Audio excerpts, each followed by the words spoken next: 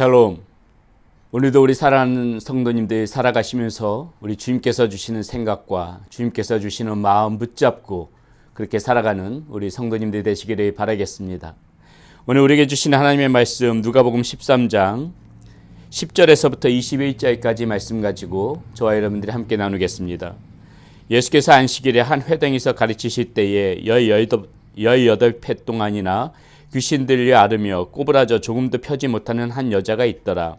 예수께서 보시고 불러 이르시되 여자여 내가 네 병에서 놓였다 하시고 안수하시니 여자가 곧 펴고 하나님께 영광을 돌리는지라.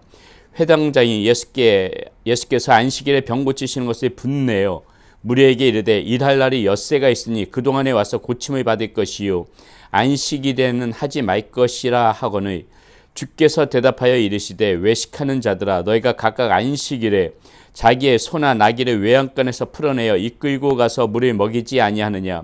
그러면 18회 동안 사탄에게 매임받은 이 아브라함의 딸을 안식일에 이 매임에서 푸는 것이 합당하지 아니하냐. 예수께서 이 말씀을 하시며 모든 반대하는 자들은 부끄러워하고 온 무리는 그가 하시는 모든 영광스러운 일을 기뻐하니라. 그러므로 예수께서 이르시되 하나님의 나라가 무엇과 같을까? 내가 무엇으로 비교할까? 마치 사람이 자기 채소밭에 갖다 심은 겨자씨 하나와 같으니 자라 나무가 되어 공중의 새들이 그 가지에 깃들여지느니라. 또 이르시되 내가 하나님의 나라를 무엇으로 비교할까? 마치 여자가 가루 서말 속에 갖다 넣어 전부 부풀게 한 누룩과 같으니라 하셨더라. 아멘. 오늘 말씀해 보니까 주님께서 안식일에 한 회당에서 가르치시기 시작합니다. 그런데 이렇게 가르치실 때에 18회 동안이나 귀신 들려있던 사람이 이제 예수님 앞에 나오는 것이죠. 그러니까 예수님 절대적으로 그러한 사람들, 이렇게 질병 가운데 있는 사람들, 귀신 들리는 사람들, 주님께서 그냥 보내시지 않지 않습니까? 항상 고치시지요. 그때가 언제든지 간에 주님의 마음 가운데서는 항상 그러한 자들을 위하는 마음이 있기 때문에 역시나 주님께서는 그 18회 동안이나 귀신 들려서 몸이 꼬부러져 있던 그 여자를 고치고 있는 것입니다.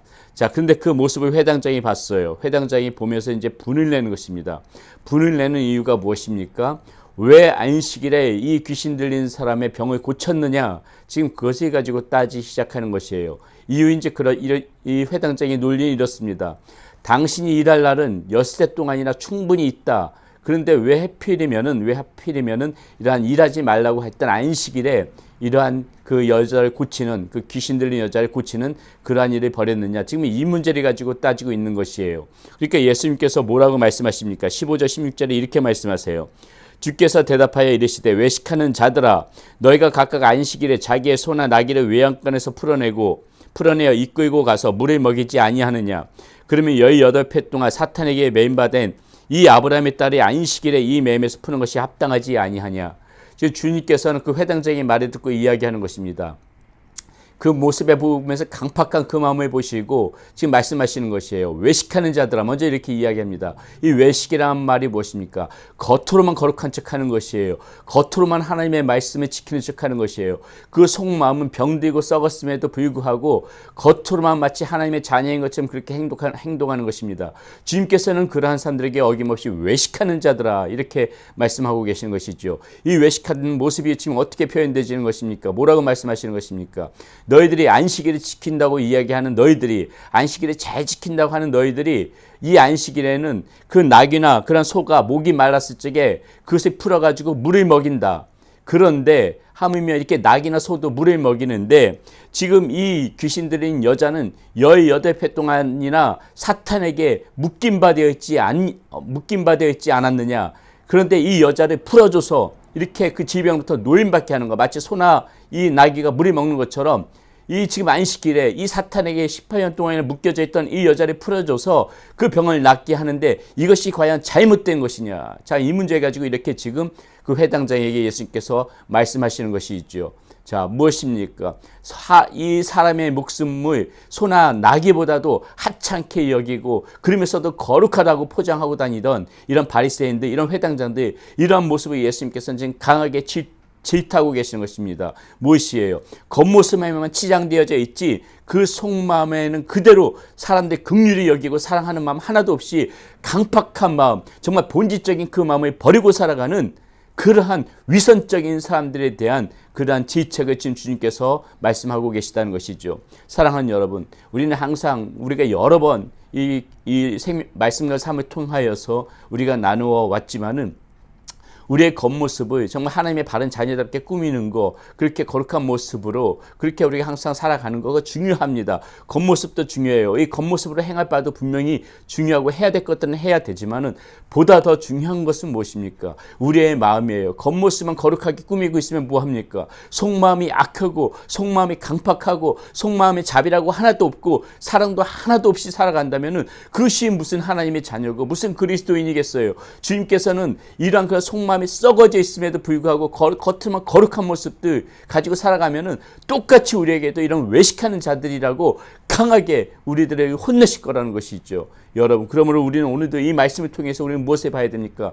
과연 지금 나의 마음은 이러한 정말 하나님이 보시기에 그런 아름다운 마음밭을 이루고 있는가? 나의 마음밭은 이렇게 강팍한 마음으로 이렇게 강팍한 마음으로 그렇게 되어져 있지 않고 부드럽고 온유하고 겸손하고 또 이렇게 긍휼한 마음이 나의 마음 가운데 있는가? 나의 이 마음의 본질, 주님께서 우리에게 이 땅 가운데서 살아가라고 하고 있는 그런 삶의 본질이 나의 마음 가운데 그래서 충실히 지킬 만한 그런 나의 마음 가운데 그런 준비가 되어져 있는가?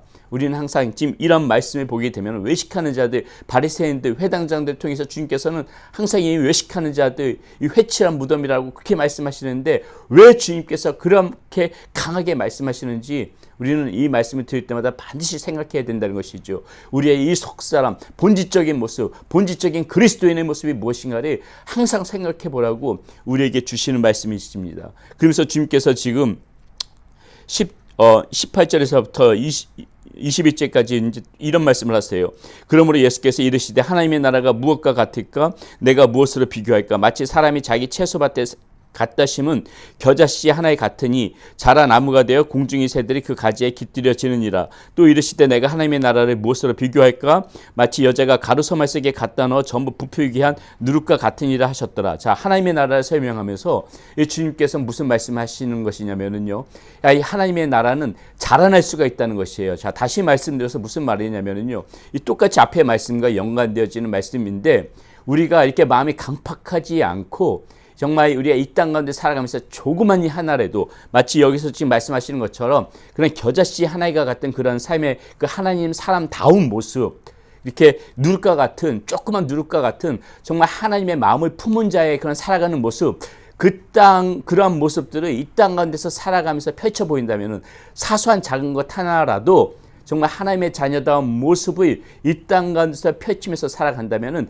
그것들이 자란다는 거예요. 그것들이 자라서 그런 모습들이 이런 모습들이 크게 자라서 하나님의 나라를 이루어갈 수 있는 그런 삶이 되어질 수가 있다는 것입니다. 그러니까 우리가 살아가면서 작은 모습 하나도 소홀히 하지 말고 하나님 자녀다운 삶의 모습을 펼쳐 보이라는 것이에요. 그런 작은 것들이 큰 나무로 자라날 수가 있다고 지금 주님께서는 말씀해 주시는 것이고 그 큰 나무가 곧 하나님의 나라를 이룰 것이라고 오늘 말씀 가운데서 우리에게 들려주고 있다는 것입니다. 예를 들어서 이 땅 가운데서 살아가면서 정말 어떤 불의한 것에 탐내지 않고 정직하게 살아가는 거, 사소한 어떤 이런 공공질서라도 잘 지키면서 살아가는 거, 교통질서 같은 거 잘 지키는 거, 혈기 같은 거 부리고 남에게 성질 부리지 않고 살아가는 것들, 뭐 사소한 거 하나라도 이렇게 양보할 줄 아는 것들, 또 감사합니다, 뭐 죄송합니다 이런 말들을 우리의 입에서 이렇게 항상 흘러나와서 그렇게 정말 예의 바른 사람과 사람과의 사이에서도 예의 바른 모습들을 보이는 것들, 이렇게 사랑하기로 결심을 했으면은